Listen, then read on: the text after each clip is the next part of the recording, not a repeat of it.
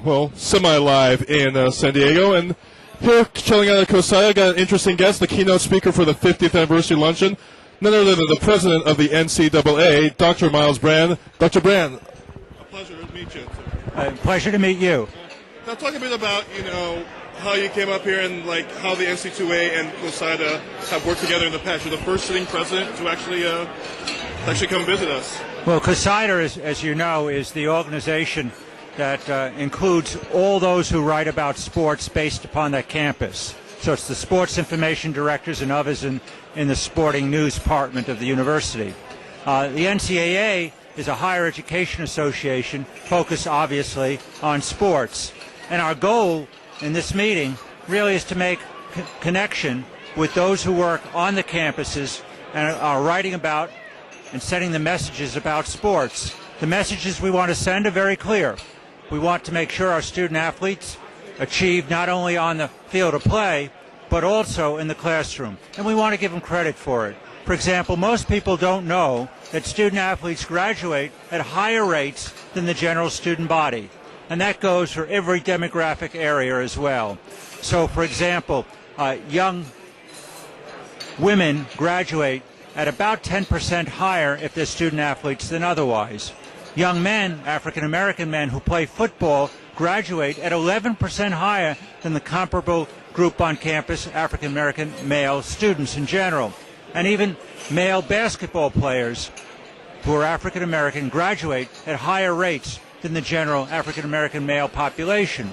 And the reason for that's very clear. The reason is that student athletes work hard. They're helped by their coaches and others to focus on their academics. And, of course, not all of them are going pro in athletics, just the opposite. Vast majority who will be going pro in some other area. And we want to make sure that they all have that opportunity to succeed. Now, one of the may have been big issues, but some of the issues coming up lately, like the Big Ten starting its own television network. How are you feeling with is there going to be too much television, or do you think the Big Ten network is the start of something big, or is it just like a nice addition to what already complements what the NCAA does? Well, the fact of the matter is the media is changing, and in dramatic ways. We're seeing multiple networks develop. Professional sports leagues have long ago started to develop their own networks. The Big Ten has just started to develop one. It started last August. I think they'll go live this coming year. But it could happen in another conference or two. We're also seeing that media is being web-based. It's being put on blogs. It's being put on cell phones, internet, just one thing after another. And that's terrific. That's really exciting. It means there are many ways in which the fans and the general public can learn about sports, and most especially learn about the colleges and universities to which these sporting teams belong.